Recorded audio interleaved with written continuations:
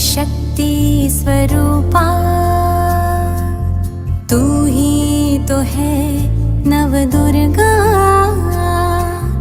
अष्ट शक्ति स्वरूपा, तू है देवी स्वरूपा, शक्ति स्वरूपा। तू है शक्ति, तुझ में बसी नौ निधि। जगा ले तू ये स्मृति, तू ही है शिव शक्ति।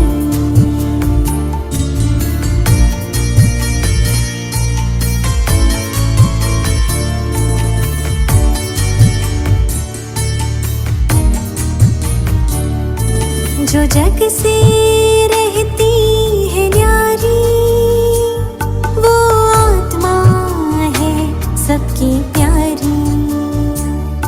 जो जग से रहती है न्यारी, वो आत्मा है सबकी प्यारी।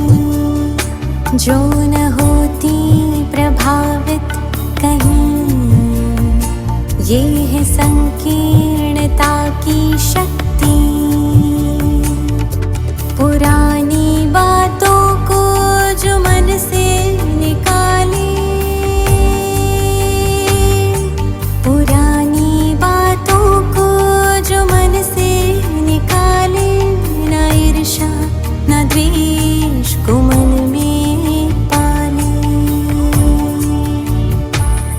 क्षमा के गुण से समेटे हर बात, वो है समेटने की शक्ति। तू ही है शिव शक्ति, तू ही है शिव शक्ति।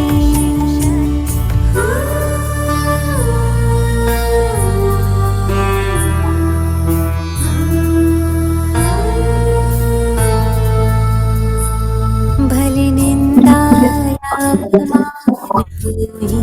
करे जगत माता, तुम उनको स्नेह करे। तू ही तो है सहन शक्ति, ग्लानि उदासी से तू है परे। संभाले सभी के व्यवहार को, संभाले सभी के व्यवहार को। ऐसी अद्भुत समाने की शक्ति धरे, तू शक्ति धरे। तू है शक्ति, जगा ले तू ये स्मृति।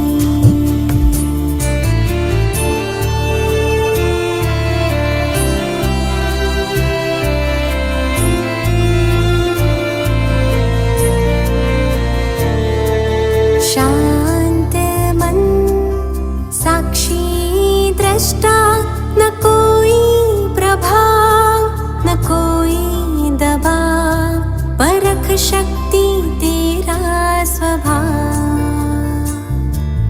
निर्णय करने की गजब तुझ में शक्ति।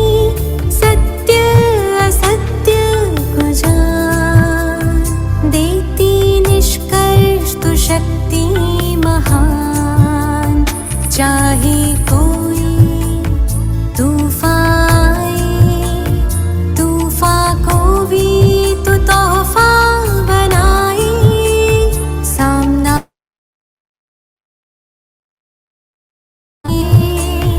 हर कदम में सफलता तू पाए, हर कदम में सफलता तू पाए। तू है शक्ति, जगा ले तू ये स्मृति।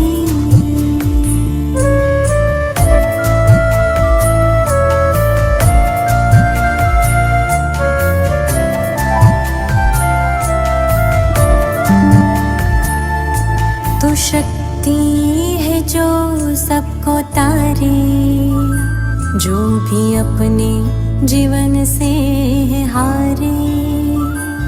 सहयोग की शक्ति जगा तू, दुखियारे है तुमको पुकार।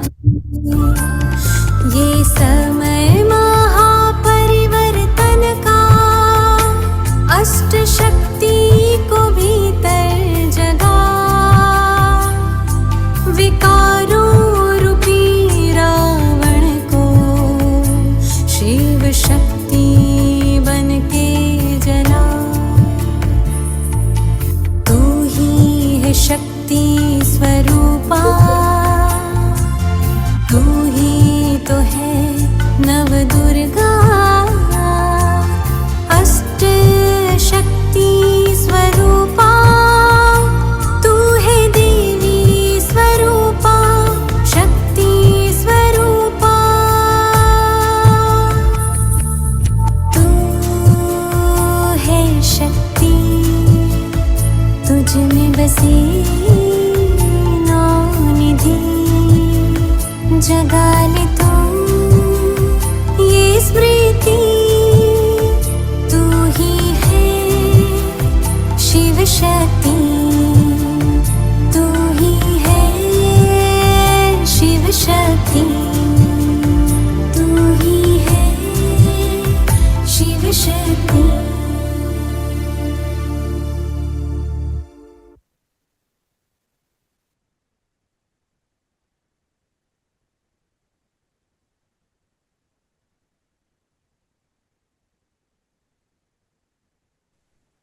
चलेंगे सभी, 1 मिनट के लिए अपने स्वरूप में टिकेंगे। अपने आप को देखें, मैं ज्योति बिंदु सितारा। अपने स्वरूप में टिक जाएं।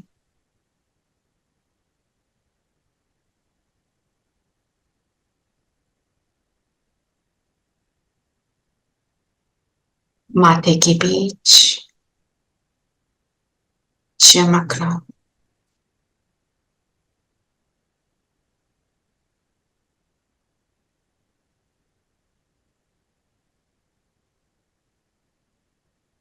इस शरीर से अलग हूं।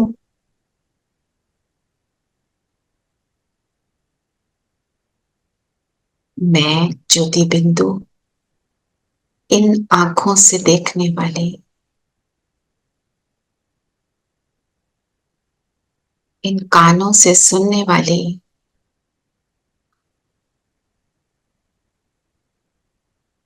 इस मुख से बोलने वाली, मैं एक दिव्य शक्ति हूं। अपने आप को इसी स्वरूप में एक्सपीरियंस करते हुए सामने देखें अपने स्क्रीन पर ये सब आत्माएं, सब शांत स्वरूप श्रेष्ठ आत्माएं।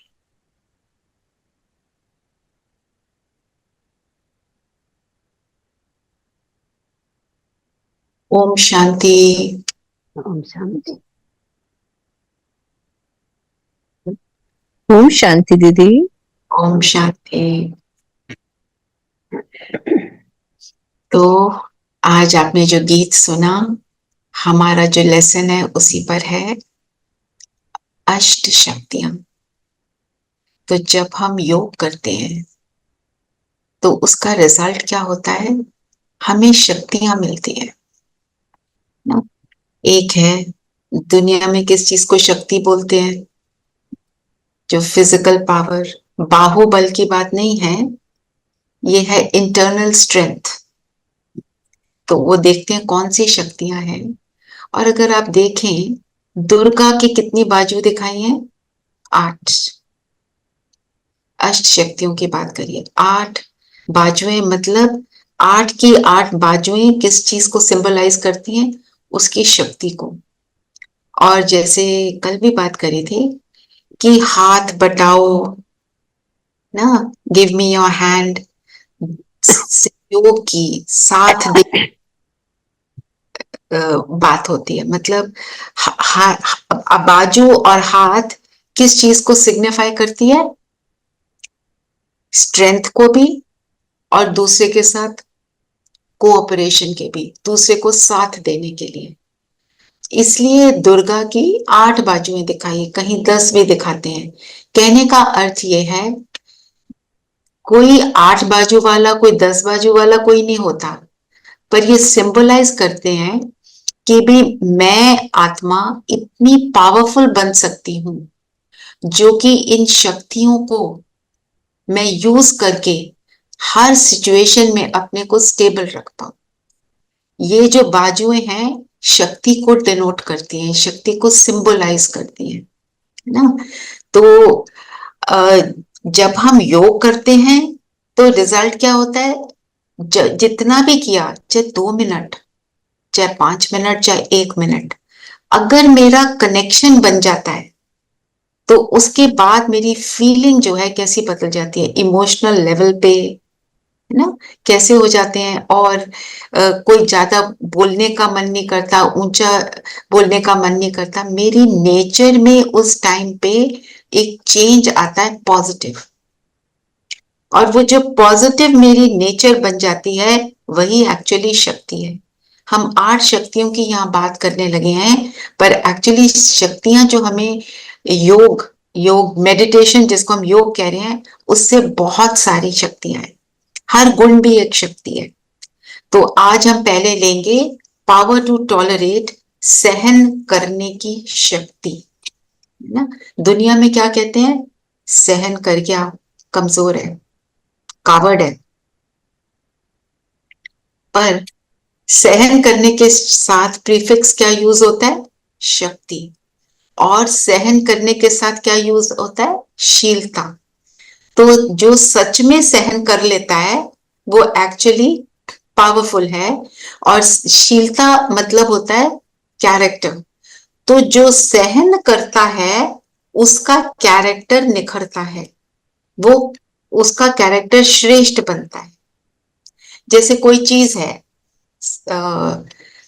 सपोज एक टेबल है, हम उसकी अगर स्ट्रेंथ को, टेंसाइल स्ट्रेंथ को चेक करना चाहते हैं, उस पे हथौड़ी मारते हैं, जोर से हथौड़ी मारते हैं, देखते हैं कि कितनी पे वो ब्रेक होती है।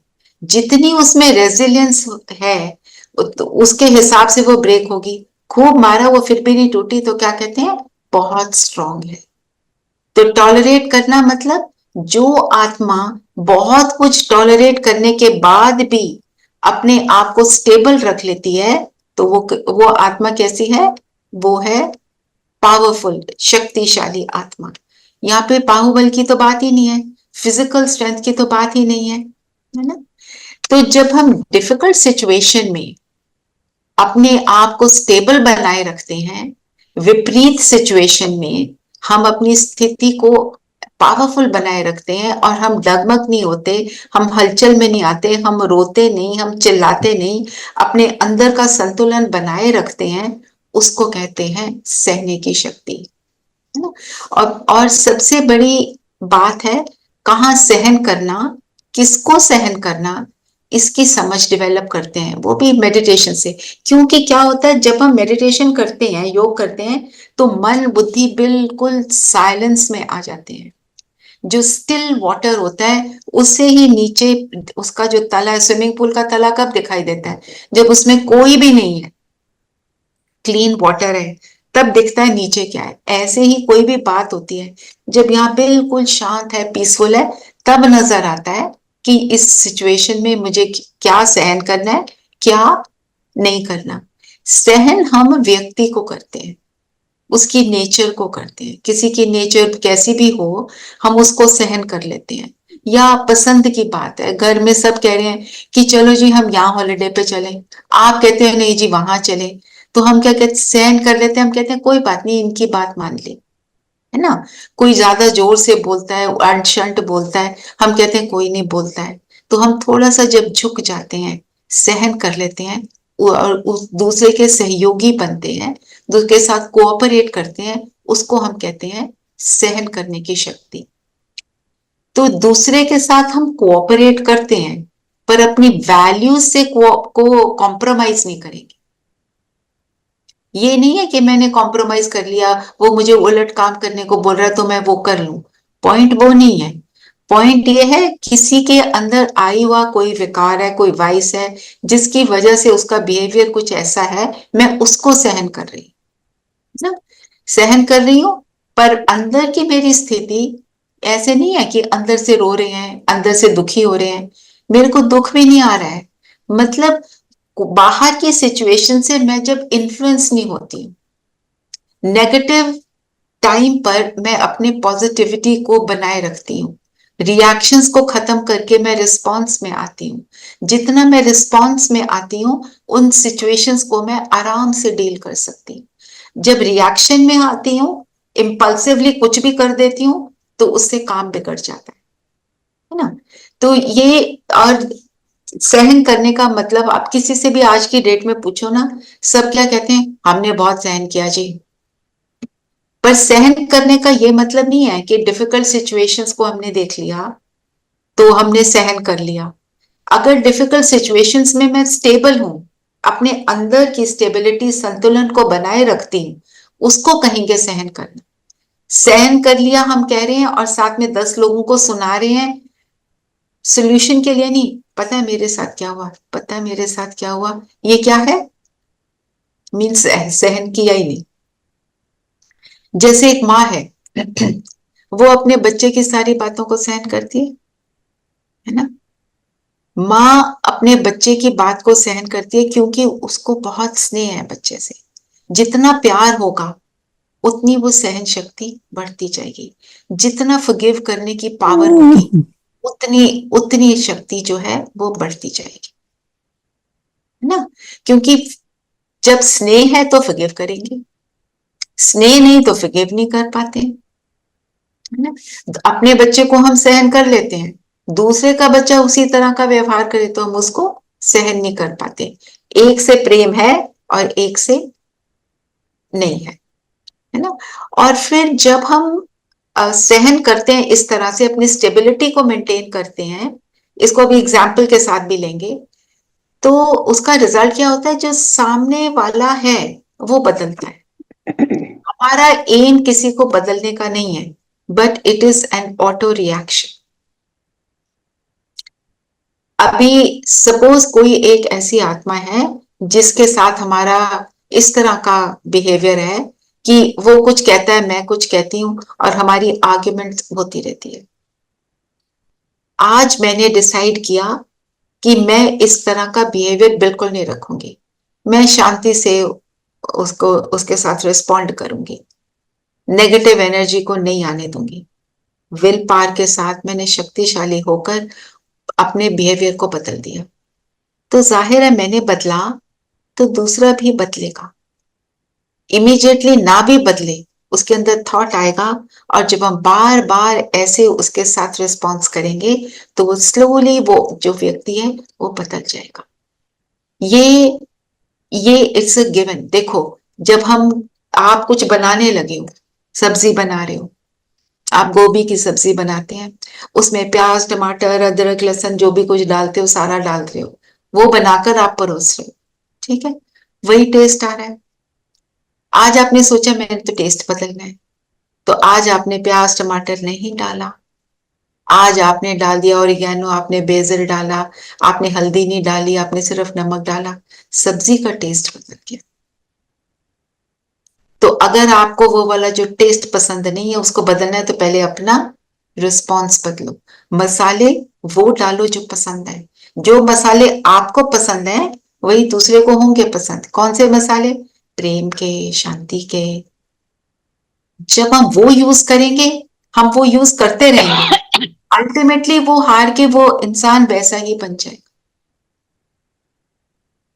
ये हम अपने को बदलने चले हैं, पर इसका रिजल्ट ये ऑटोमेटिकली मिलता है ना। तो जितना सहन करते हैं, जैसे बोला, उतना कैरेक्टर निखरता है, क्योंकि हम अपने अंदर के गुणों को और अपने वर्च्यूज को यूज करना शुरू करते हैं। जो इसको कहते हैं ना, तूफान पे अपने गीत अगर सुना हो जिसने भी, जो लगाया था, आप बाद में सुन लेना, तू ही है शक्ति, तू ही शिव शक्ति, मैं भेज भी दूंगी ग्रुप में, कि तूफान तोहफा बन जाता है, जो टूटे हुए रिश्ते हैं वो जुड़ जाते हैं। ना। पर इसके लिए चाहिए हमको लव एंड फॉरगिवनेस, जैसे बात की। इसका एग्जाम्पल अगर हम देखें, जीसस क्राइस्ट, उसको कहाँ पे चढ़ाया था? क्रॉस पर, सूली पर चढ़ा हुआ है, नेल्स डाले हुए हैं उसके हाथ में, बांधा हुआ है उसको, और वो क्या कहता है? Forgive them for they know not what they do. इनको माफ कर दो, इन्हें पता ही नहीं ये कर क्या रहे हैं। वो भगवान से ये विनती कर रहे हैं। खुद को तकलीफ है, पर उनके अंदर प्रेम की और फॉरगिव करने की ताकत इतनी पावरफुल है कि वो ऐसा कह पा रहे हैं। ये है शक्ति, सहने की शक्ति। फिर आप देखो रामायण में, जब राम ने शिव का धनुष उठाया, है ना, तो क्या हुआ? आवाज आई, जोर से आवाज आई, उन्होंने तो तीर भी चलाया।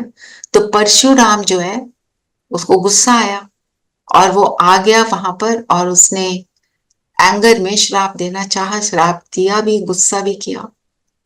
तो राम ने क्या कहा? आपने मुझे पहचाना नहीं, है ना, आप तो परशुराम हो, मैं तो सिर्फ राम हूं। बहुत सहनशील होकर, बहुत हम्बल तरीके से उन्होंने उनके सामने व्यवहार किया। तो परशुराम ने उनके आगे हाथ जोड़े और अपने श्राप को वापस लेना चाहा, पर श्राप एक बार दे दिया, वो वापस नहीं आ सकता, ऐसे जो हमारी माइथोलॉजी में जो बात कहते हैं। परंतु क्या हुआ? बात क्या हुआ? मेन बात क्या है? मेन बात यह है, राम का बिहेवियर, राम के बिहेवियर ने क्रोध में आए हुए परशुराम को भी बदल डाला।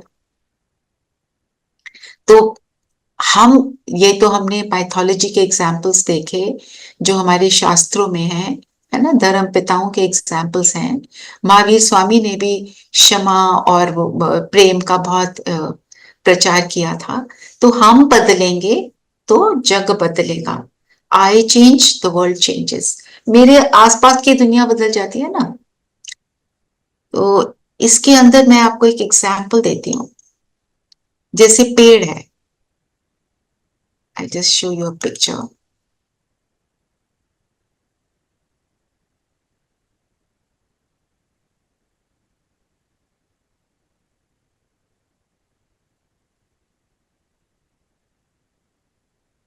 आप देख रहे हैं, ये पेड़ जो है, इसको बच्चे जो हैं पत्थर मार रहे हैं, है ना, और पेड़ क्या दे रहा है? फल।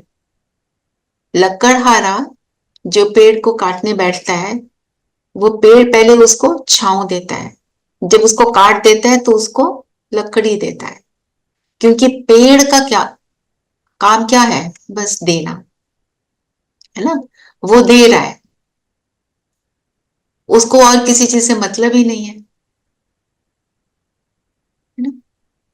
तो नेचर में ऐसे सारे, बहुत सारे एग्जाम्पल्स हैं जो हमें बताते हैं कि हमें कैसा बिहेव करना है। तो जब भी पावर टू टॉलरेट का सोचो, पेड़ को अपने सामने लाओ, एकदम याद आ जाएगा पावर टू टॉलरेट क्या है।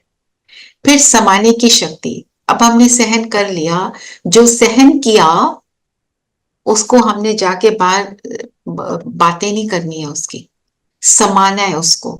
समान, अगर हम उसकी बातें करते हैं मतलब सहन नहीं किया।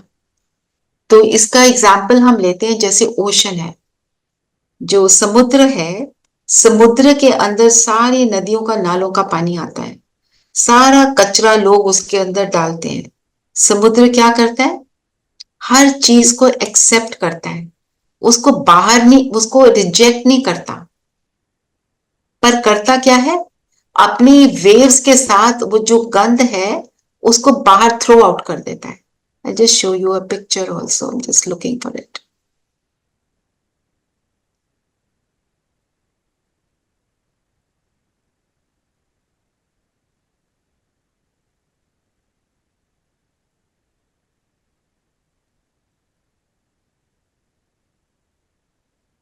तो जितना कूड़ा करकट है वो अपनी वेव्स के साथ बाहर फेंक देता है, और जितना ओशन के तले में जाओ क्या मिलता है? हीरे मोती मिलते हैं, है ना, वैल्यूबल मिलते हैं। तो हमें भी ओशन से ये सीखना कि हमें किसी को भी रिजेक्ट नहीं करना है।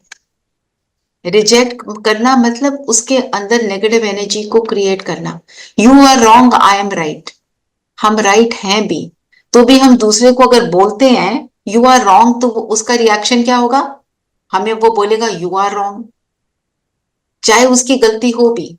जो हम अपने अंदर की भावना को, अपने अंदर की इमोशन को दूसरे की तरफ भेजेंगे, वही मुझे वापस मिलेगी, है ना। तो जो क्या है, जैसे ओशन की लहरें हैं वो क्लीन होती हैं, क्योंकि वो गंद को बार बार बाहर फेंकती रहती हैं। तो मेरे मेरे अंदर कोई गंद डाल रहा है, मेरे को कुछ उल्टा सीधा बोल रहा है, किसी और की बात सुना रहा है, अपनी सुना रहा है, मुझे कुछ उल्टा बोल रहा है, मैं उसको बैठकर बार बार सोचूंगी नहीं। क्योंकि मैं बार बार सोचूंगी, जैसे एक स्टैग्नेंट पानी के अंदर आप गंद डालते हो और उसको छोड़ देते हो, तो वो बदबू मारता है वो पानी। उसको अगर जैसे समुद्र की तरह बाहर फेंक दो, मतलब मेरे को पता चल गया, पर मैं इस नेगेटिव चीज को मैं यूज ही नहीं कर रही हूं, तो वो दलदल नहीं बनेगा। नहीं तो वो दलदल बनेगा, बदबू मारेगा और मुझे नीचे खींचेगा। दलदल में क्या होता है, नीचे खींचते हैं, ना चाहते हुए भी हम उसमें फंस जाते हैं।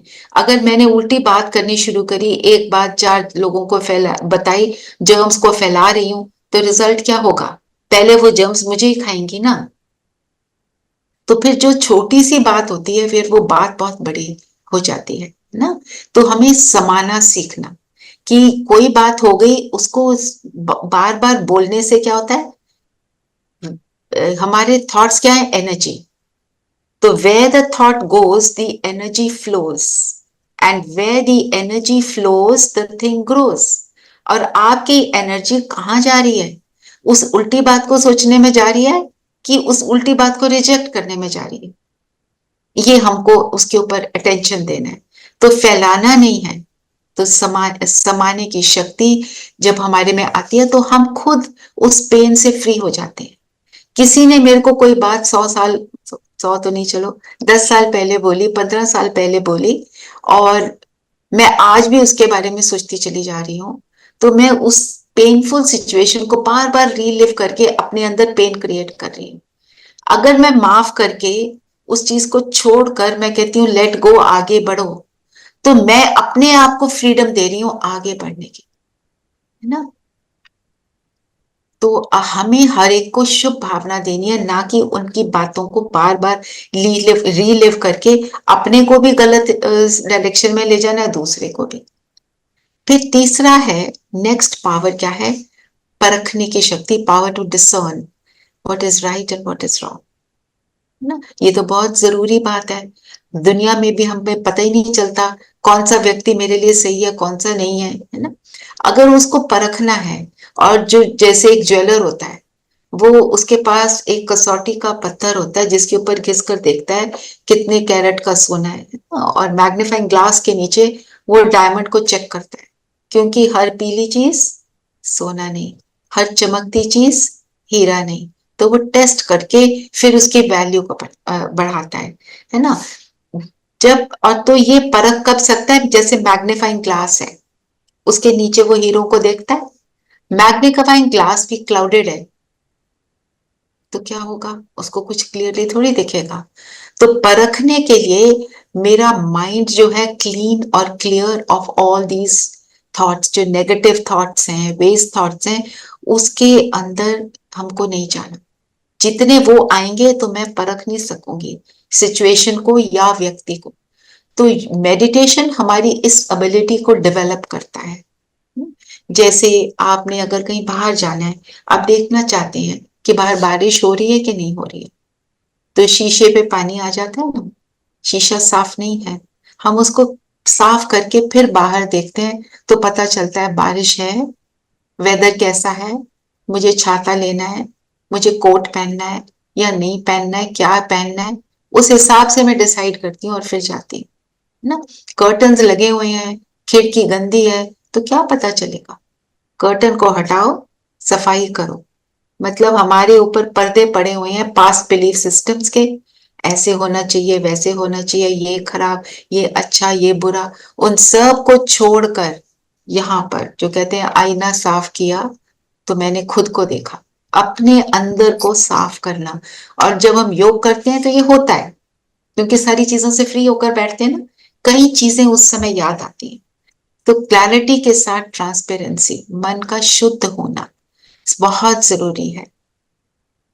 क्लीन एंड क्लियर, क्लियर भी होना चाहिए। अगर क्लियर नहीं है तो पता नहीं चलेगा, है ना। तो हमारे अंदर फिर एक्यूरेसी, अप्रोप्रिएट बिहेवियर की कैपेसिटी बढ़ जाती है ना। मतलब मेरी इंटेंशंस जो हैं वो क्लीन और क्लियर। इंटेंशन क्या है मेरी, कुछ भी कर्म करते हैं तो उसमें मेरी इंटेंशन क्या है, मैं क्यों कर रही हूं ये, वो मेरे को क्लियर होना चाहिए। सपोज मैं बैठ के सोच रही हूँ पुरानी बातों को, मुझे ये क्लियर होना चाहिए, why am I thinking on this, मेरे को what is it that it is bringing to me. अगर ये मेरे को ये सोच मेरे अंदर पेन ला रही है तो मुझे उससे फ्री होना है ना। छोड़ेंगे तो छूटेगा, एफर्ट करेंगे तो छूटेगा। अगर किसी भी चीज का इन्फ्लुएंस है तो मेरी इंटेंशन, मेरी क्लैरिटी में फॉगी हो जाता है, क्लियर नहीं रहता है।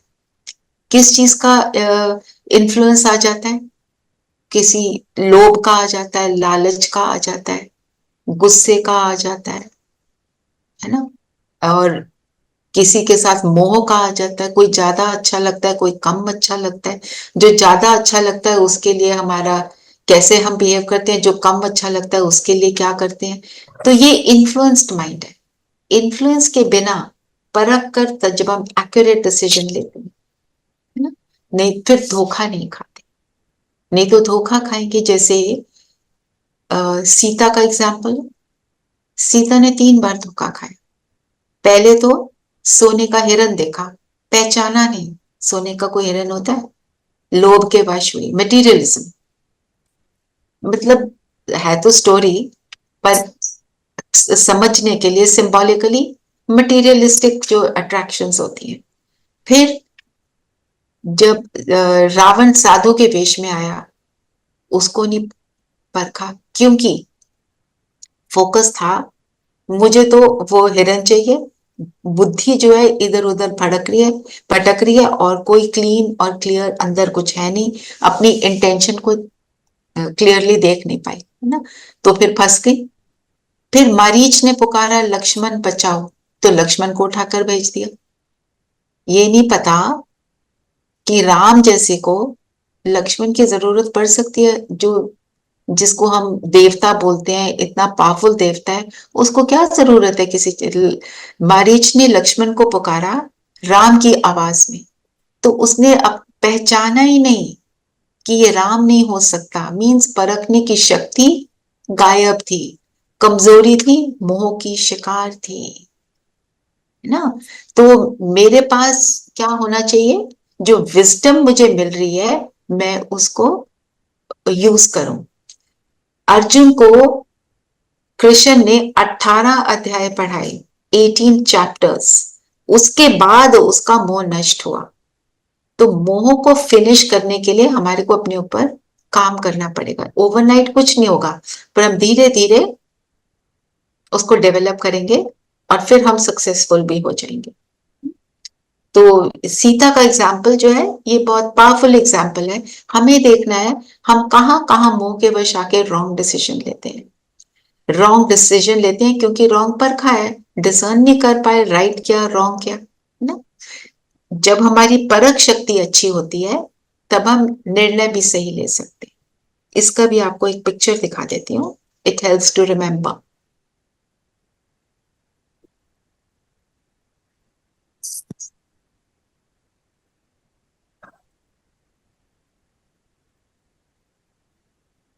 दिख रहा है ना सबको? The दिख रहा है। magnifying glass needs to be very very clear, है ना। हमारा मैग्नीफाइंग ग्लास क्या है, हमारा मन और बुद्धि, वो बिल्कुल क्लीन क्लियर होगा तब होगा, ठीक है।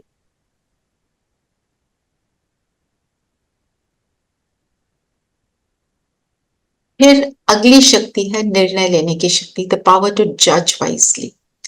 अब परख लिया, निर्णय भी ले लिया, पर उस निर्णय के ऊपर चलने के लिए भी शक्ति चाहिए।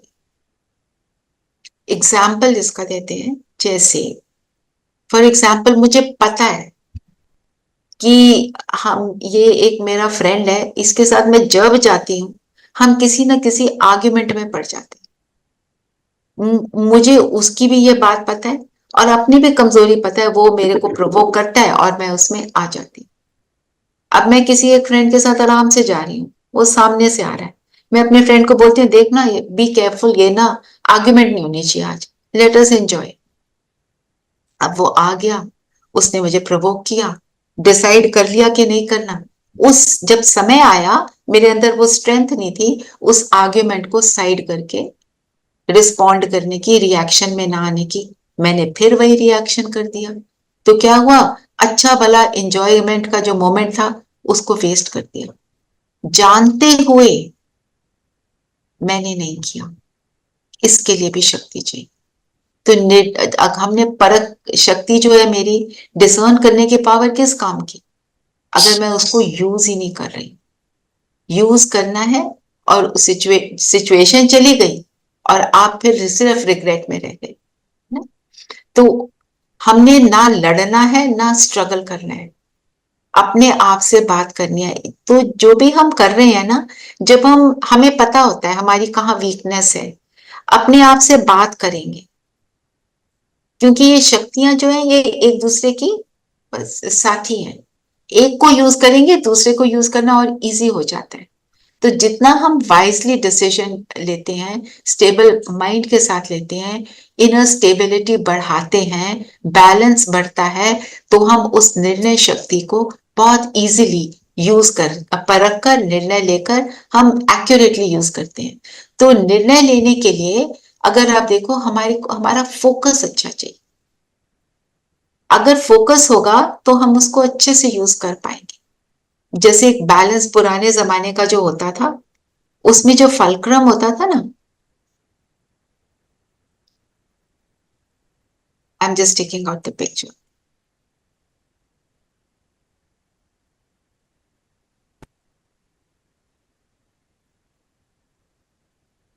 है ना। ये जो फलक्रम है जहां मेरा कर्सर है, ये एक्यूरेट होना चाहिए, नहीं तो होगा क्या, इधर इधर जो वेट है, एक्यूरेट डिसीजन नहीं ले पाएंगे, एक्यूरेट नहीं मिलेगा हमको। जो ये कांटा जिसको बोलते हैं, जिस सब्जी वालों के पास पहले होता था, अब तो सारी चीजें डिजिटल हो गई हैं, पर मीन्स मेरा फोकस क्या है। मैंने डिसाइड किया कि मुझे उल्टा सीधा नहीं बोलना है यहाँ पर, यहाँ मुझे मालूम है क्या होता है, इस व्यक्ति के साथ इसी तरह का रिएक्शन आता है, मैंने फिर भी नहीं किया, मीन्स मैं उस पर फोकस नहीं थी। मेरे को उस आर्ग्यूमेंट में पढ़ के अपने आप को आई एम राइट प्रूव करना ज्यादा जरूरी लगा उस मोमेंट में। बाद में मैंने जितना मर्जी उसको रिग्रेट किया हो, पर वो मोमेंट निकल गया, है ना। और एक तो चाहिए हमारे को एकाग्रता, फोकस, दूसरा मन का संतुलन, स्टेबिलिटी, है ना। क्योंकि अगर स्टेबिलिटी नहीं है तो फिर फोकस कैसे बनेगा।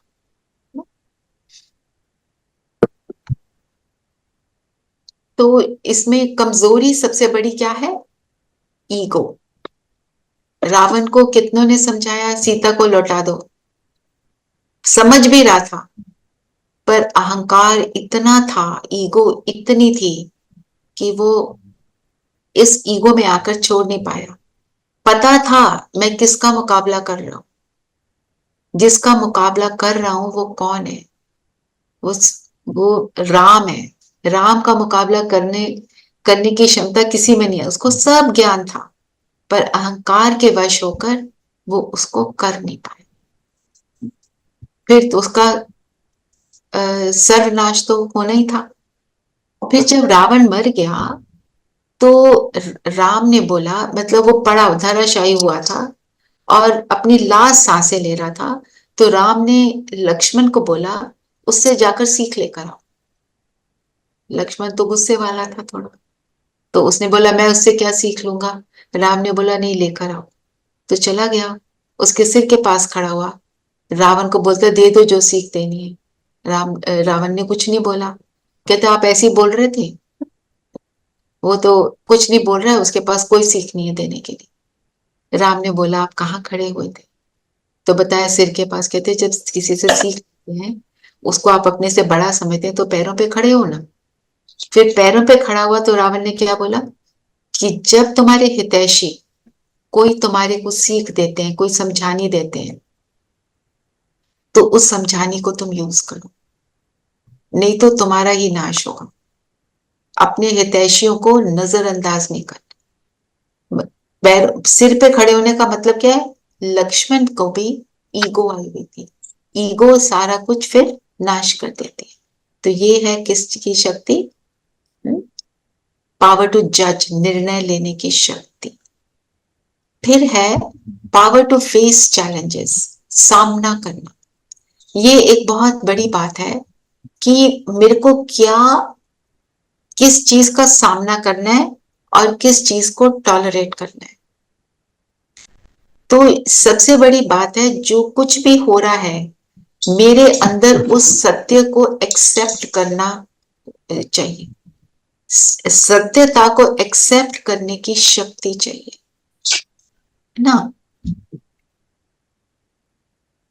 तो सबसे बड़ी बात एक्सेप्ट करने की दुनिया में जो सबने रियलाइज किया क्या है, वो है जब किसी नियर एंड डियर वन शरीर छोड़ता है तो उसके शरीर छोड़ने को एक्सेप्ट करना वो सबसे डिफिकल्ट माना गया, है ना। अपना मेंटल बैलेंस खो बैठते हैं। तो मैं आपको एक फोटो दिखाती हूँ, just then I will explain.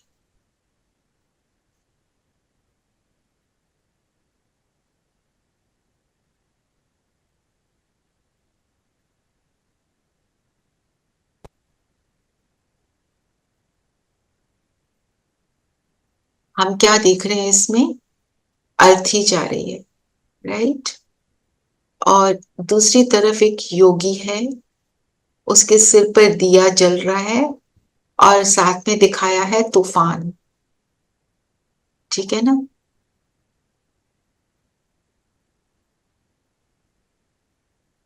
सबको नजर आ रहा है? आ रहा है जी, आ रहा है। ओके।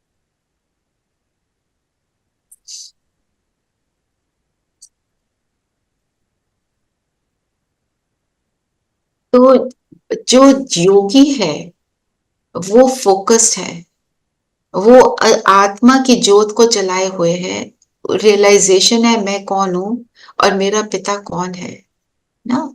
तो जब वो ऐसे फोकस रहता है तो क्या होता है, जब हम यहाँ पर फोकस्ड होते हैं ना अपने आप पर, तो आत्मा के अंदर की जो शक्तियां और गुण है वो ऑटोमेटिकली हम उसमें स्थित हो जाते हैं ना।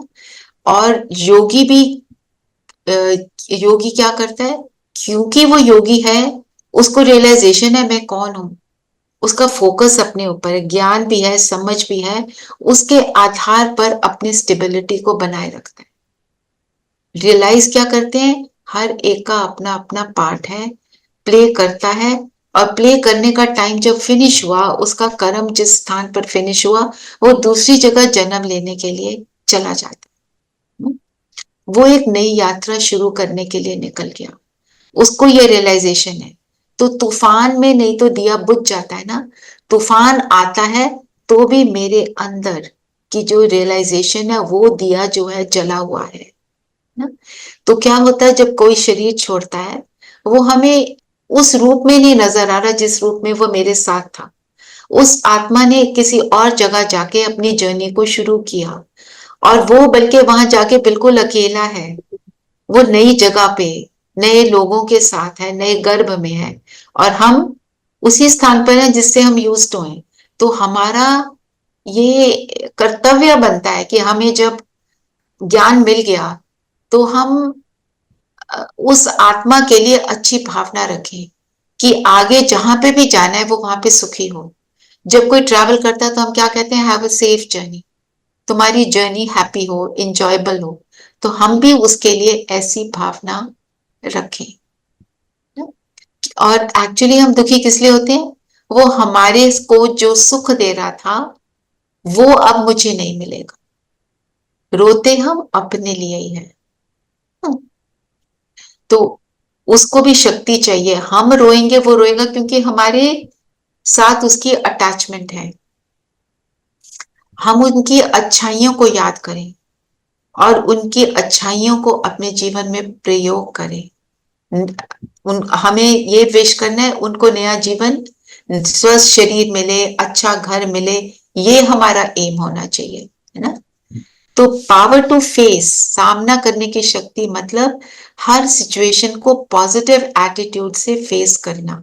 और कोई सिचुएशन हमेशा एक जैसी नहीं रहती, है ना। हमें अपने सत्य स्वरूप में, ज्योति बिंदु स्वरूप में टिककर हर सिचुएशन से जब डील करेंगे तो हमें रियलाइज होगा क्या सहन करना है, क्या सामना करना है। सामना सिचुएशन का जो हो रहा है, अब वो तो रियलिटी है, उसको फेस करेंगे। और सहन करना है व्यक्तियों को, कौन सा हथियार कहाँ यूज करना है ये भी पता होना चाहिए ना।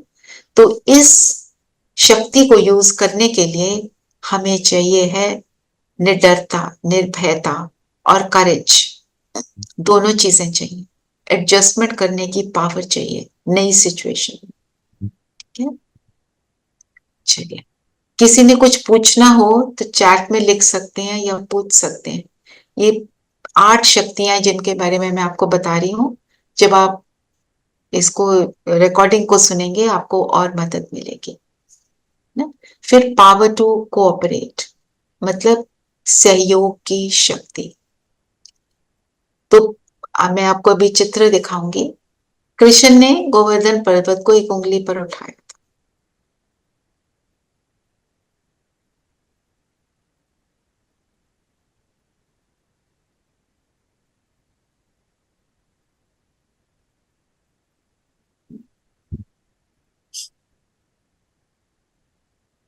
पहाड़ को उठाने के लिए सब अपनी उंगली दे रहे हैं, सब साथ दे रहे हैं, है ना।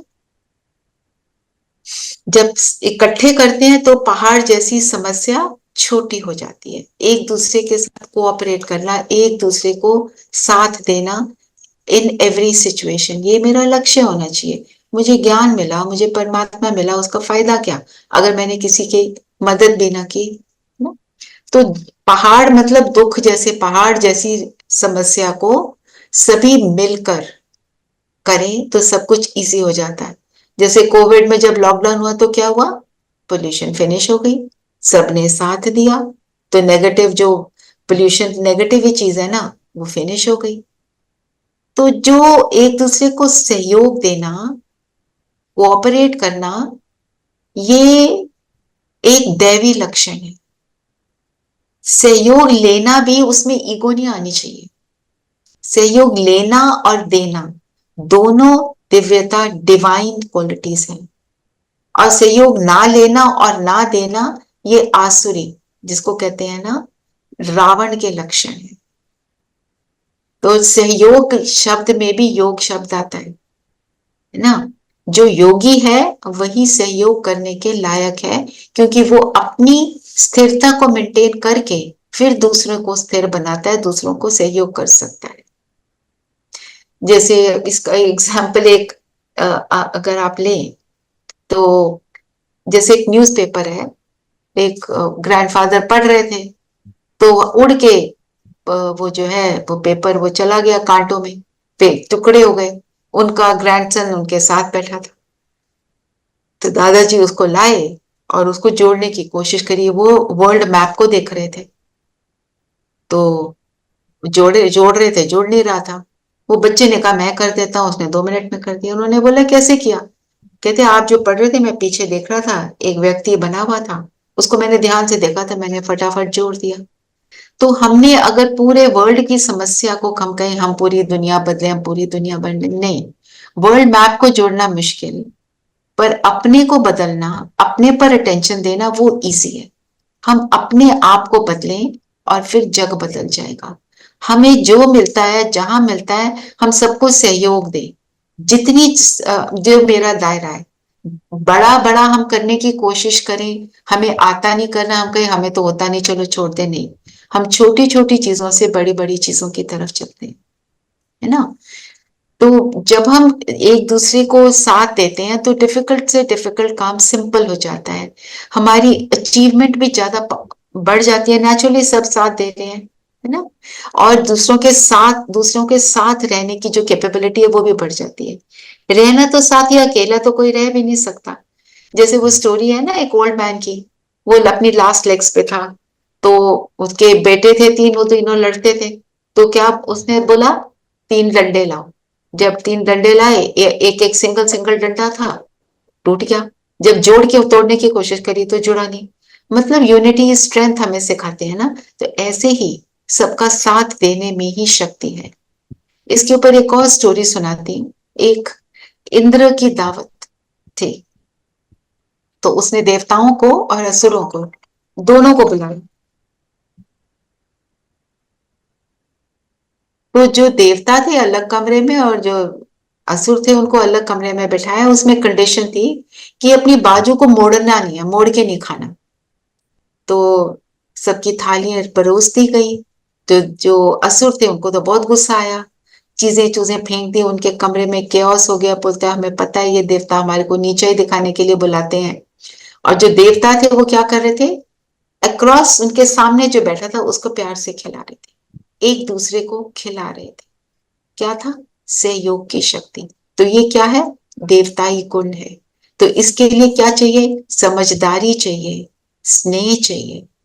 और जो हेट्रेड है और किसी से ईर्ष्या है, द्वेष है, उस भावना से हम फ्री हो जाते हैं जब हम इस शक्ति को यूज करते हैं।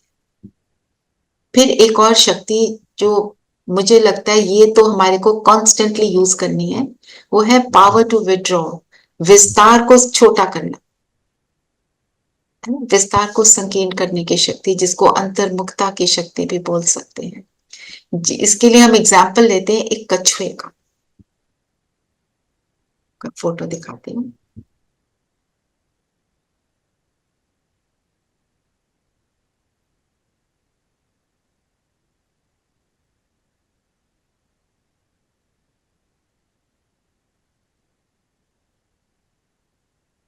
तो कछुआ क्या करता है, उसका ये जो शेल है ये बहुत हार्ड होता है और उसके बॉडी के ऑर्गन्स तो बहुत सॉफ्ट होते हैं। तो जब उसको काम पड़ता है, चलना है, कुछ खाना है, कुछ करना है, तो वो अपने अंग बाहर निकालता है, करता है और फिर अपना अंदर चला जाता है। शेल हार्ड होता है तो उसके ऊपर कोई अटैक भी नहीं कर सकता, है ना। तो ये अपने आप को मतलब विड्रॉ कर लेता है, अंदर चला जाता है। और हम अगर देखें हम इस शक्ति को कैसे यूज करेंगे, तो जब अंदर चले जाते हैं, जैसे बाहर कोई सीन चल रहा है जो मेरे को अच्छा नहीं लग रहा, तो मैं अपने अंदर अपने को आत्मा देखूं कि मैं कौन हूं। तो उससे क्या होता है, जो सिचुएशन है वो एक दुश्मन की तरह है, मैं उससे बच जाती हूँ, फिर मुझे रेस्ट मिल जाता है। वो बाहर की सिचुएशन में डील उसके साथ इन्फ्लुएंस होके अंदर मेरे हलचल मची हुई है ना। तो जब हम अंदर जाते हैं, अपने अंदर आत्मा कैसी है, कैसी है आत्मा, 7 गुणों से फुल है ना। वो तो वो 7 गुण से मैं मिलती हूँ, और जब मैं 7 गुणों से मिलती हूँ, अपनी अच्छी स्थिति में आ जाती हूँ, फिर बाहर आकर सिचुएशन से डील करती हूँ। वो सिचुएशन से डील करने की कैपेबिलिटी एक तो बढ़ जाती है, और मेरा जो नजरिया है, मेरा पर्सपेक्टिव बदल जाता है ना। तो एक योगी को ये शक्ति प्राप्त होती है क्योंकि हमें पता है अंदर कैसे जाना है। अंदर गए, अपनी शांति से मिले, अपने प्रेम से मिले, और फिर बाहर आए। तो ये मैं आपको बताती हूँ कैसे इसको यूज किया। मेरा अपना बेटा जो है, थोड़ा सा उसने मेडिटेशन सीखा। वो कहता है सामने सिचुएशन होती है गुस्से वाली, इरिटेशन वाली, मैं 1 मिनट के लिए बोलता हूँ मेरे को अपने ऑफिस में जाने दो, अपना बिजनेस वो कर सकता है, जाता है, और फिर कहता है मैं जब अपने आप से मिल लेता हूँ उसके बाद लोगों के साथ इंटरैक्ट करता हूँ, तो मैं उनके साथ डील अच्छे से करता हूँ। मैंने अपनी बात बोलनी है वो मैं बोलूंगा, पर मैं कैसे बोलूंगा, मेरे रिस्पॉन्स का तरीका बदल जाता है। तो ये जो है, ये शक्ति जो प्राप्त होती है हमारे को अपने आप को विड्रॉ करने की, ये हमारे को बहुत सी चीजों से बचा लेती है। हम बच जाते हैं।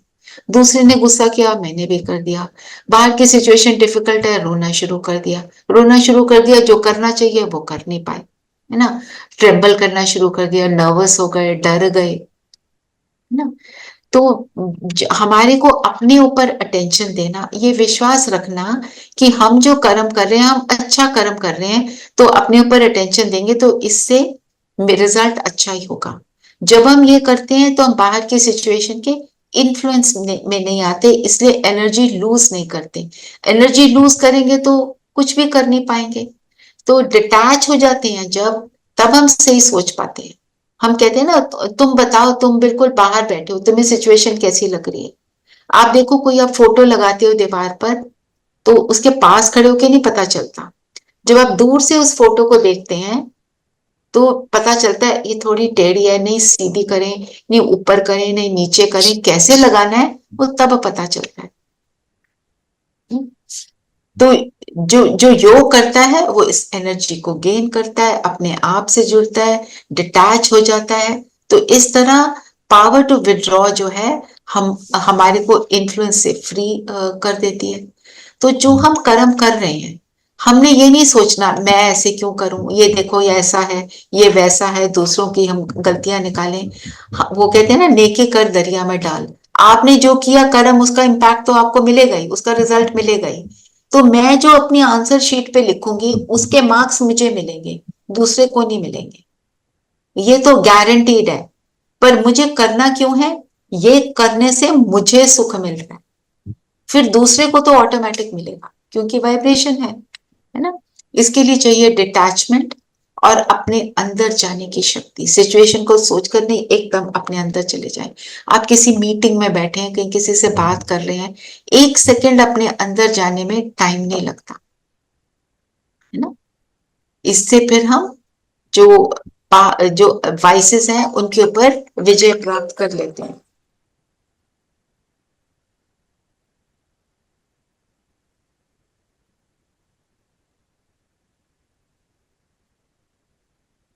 फिर नेक्स्ट शक्ति है पावर टू पैकअप, समेटने की शक्ति। पैकिंग की तो हमारे को आजकल बहुत सारी कैपेबिलिटी चाहिए, स्किल चाहिए। जहां भी जाते हैं तो कहते हैं ट्रैवल लाइट, एयरप्लेन में जाते हैं तो 15 किलो अलाउड है ना। हम जब ट्रैवल करते हैं तो फैलाकर थोड़ी रखते अपना सामान, फिर जहां जाते हैं वहां पर भी नहीं फैलाते, पता है वापस जाना है, तो चीजें फैलाएंगे तो कहीं कुछ भूल जाएंगे तो क्या फायदा, इसलिए हम ऐसे करते हैं। तो जब हम यहाँ पर आए हैं दुनिया में, पता है हमको वापस जाना। वो कहते हैं ना, ये जग चिड़िया रैन बसेरा, ना घर तेरा ना घर मेरा, ना। यहाँ से आए हैं, सिंगल वे टिकट नहीं है, तो हमें वापस तो जाना ही है। तो वापस रिटर्न जर्नी में हमें क्या लेकर जाना है, ये फिजिकल चीजें, ये बातें, इनकी कोई जरूरत नहीं है। हमारे साथ वापस क्या जाता है, ना चीजें जाती हैं, ना बातें जाती हैं, ना गॉसिप जाती है, ना परचिंतन जाता है, ना वेस्ट थॉट्स जाते हैं, ना नेगेटिव बातें जाती हैं। हम जो भी कर्म करते हैं, हमारे कर्म जो हैं वो हमें नहीं छोड़ते, वो हमारे साथ जन्म बाय जन्म चलते हैं। तो मुझे अपने आप के अंदर सिर्फ श्रेष्ठ कर्म करने की कैपेबिलिटी को बढ़ाना है और बाकी सब कुछ समेट लेना है। No, I am not going to think about all these things. Past को फुल स्टॉप लगाना है, उसको रिवाइंड करके बार बार अपने स्क्रीन पर लाकर 1 घंटा, 2 घंटा, 2 साल, 50 साल उसी को सोचते जा रहे हैं। तो पकड़ के रखेंगे तो हमारे अंदर बाहर क्रिएट होगा।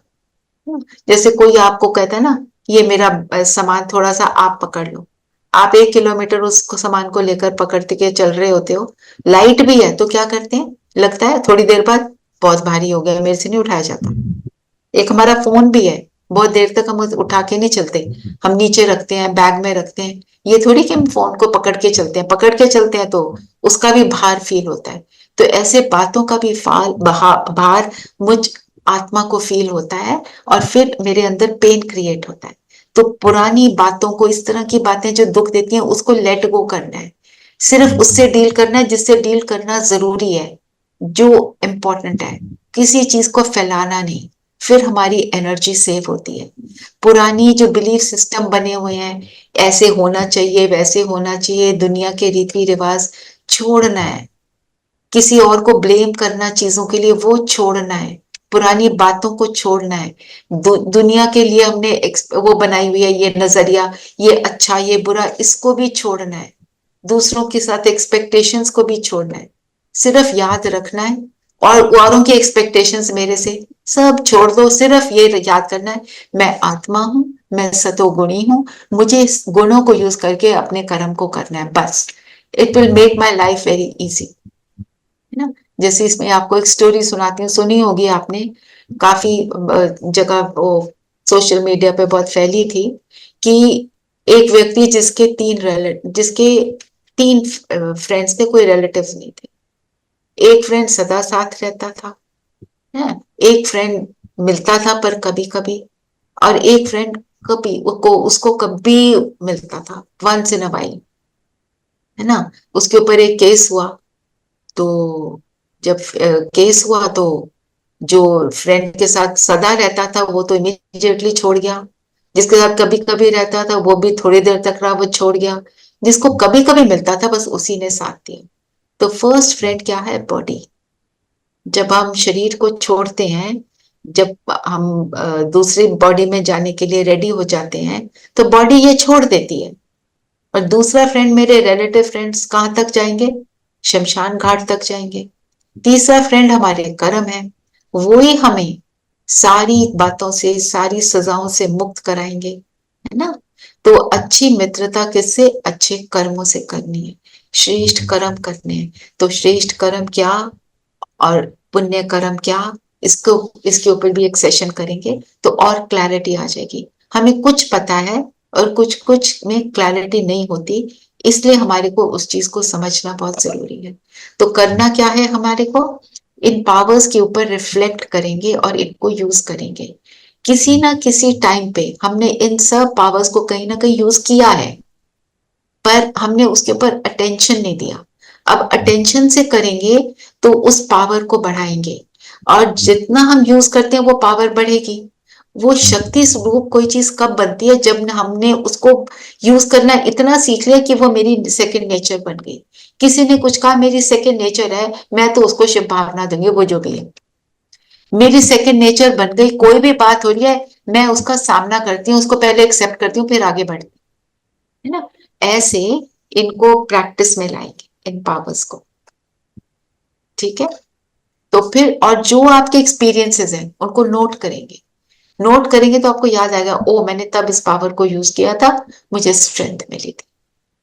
चलिए अब बताएं, किसी ने कुछ पूछना है तो बताएं।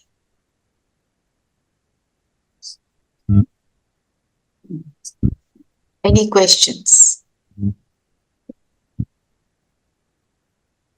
नहीं है? सब क्लियर है।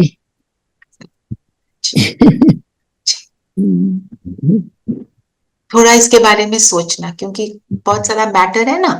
सोचेंगे ना तो फिर वो समझ भी आएगा कि यूज कैसे करना है, क्योंकि यहाँ पे हर चीज को हमें प्रैक्टिकली करना है। ठीक है।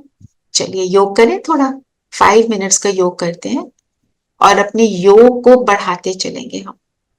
योग को सुबह करेंगे, रात को परमात्मा से बात करके सोएंगे, अपनी बात बताकर, लेटर के रूप में, योग के रूप में, जैसे भी। दोनों चीजें जरूर करनी है। उठते ही गुड मॉर्निंग बाबा, ठीक है। फ्रेश होकर फिर बैठेंगे और योग करेंगे। चलिए सब बैठ जाए आराम से, बाहर की सब बातों से मन बुद्धि को हटा दें, रिलैक्स होकर बैठेंगे।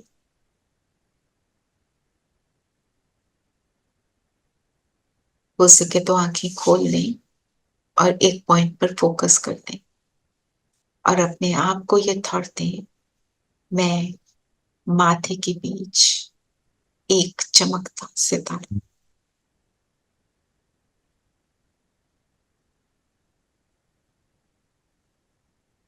मैं चैतन्य शक्ति आत्मा सतोगुणी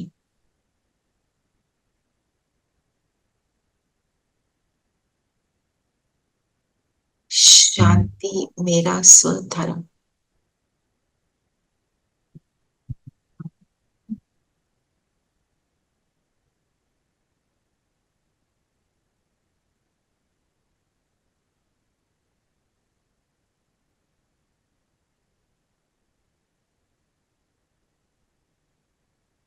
अपने शांत स्वरूप में बैठ जाए, मन और बुद्धि को सब बातों से समेटते हुए अपने आप को महसूस करें।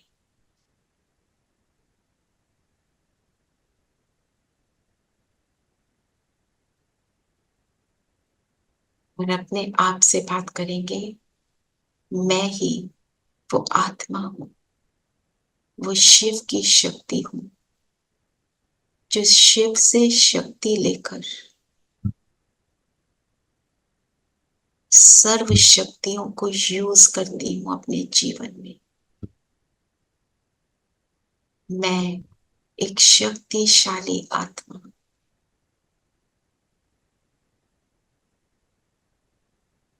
मेरा पिता सर्वशक्तिवान और मैं आत्मा मास्टर सर्वशक्तिवान।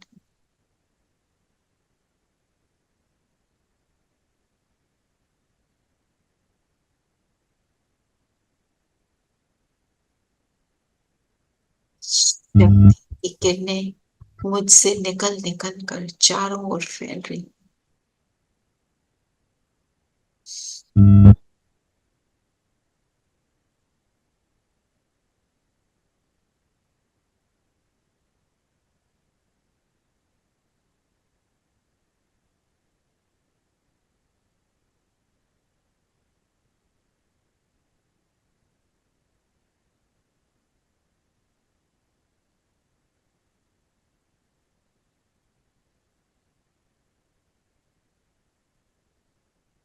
परम धाम में सर्वशक्तिवान ऑलमाइटी मेरे पिता,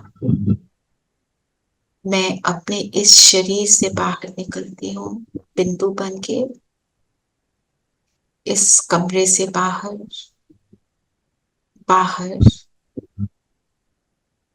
आकाश मार्ग से चांद सितारों को पार करते हुए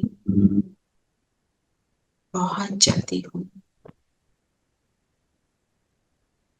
परम धाम, मेरा घर, जहां मेरे पिता परम आत्मा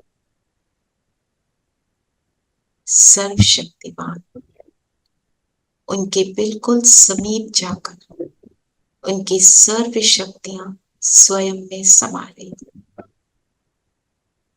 मेरे पिता मुझे शक्तियों से भरपूर कर रहे।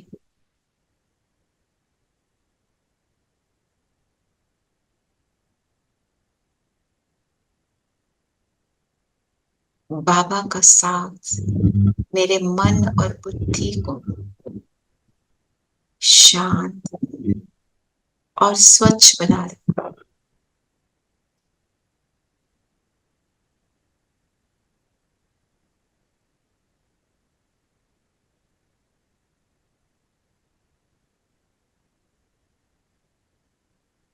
मैं शुद्ध, शांत, स्वच्छ सर्व शक्तियों को स्वयं में समा रही हूं।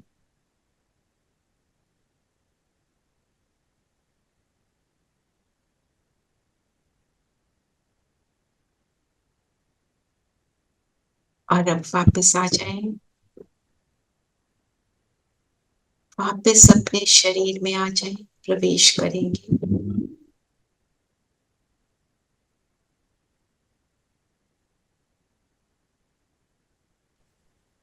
मैं सर्व शक्तियों से संपन्न मास्टर सर्व शक्तिवान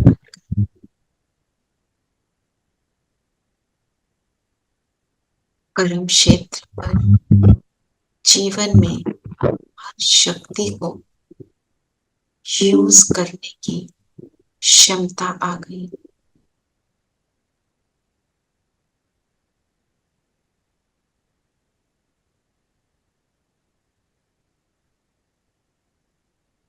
जो शक्तियां प्राप्त की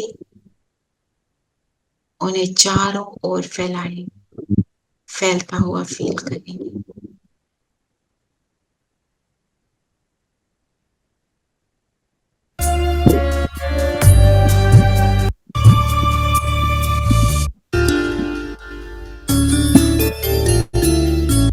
तू ही है शक्ति स्वरूपा, तू ही तो है नव दुर्गा,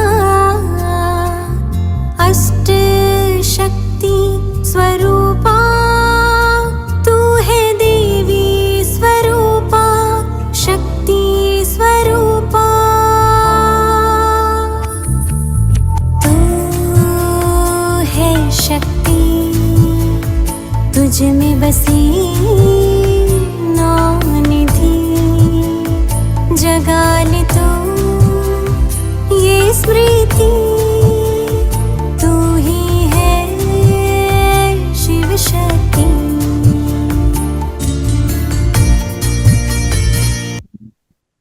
ओम शांति। ओम शांति दीदी। ओम शांति। कल मिलते हैं। ओम शांति।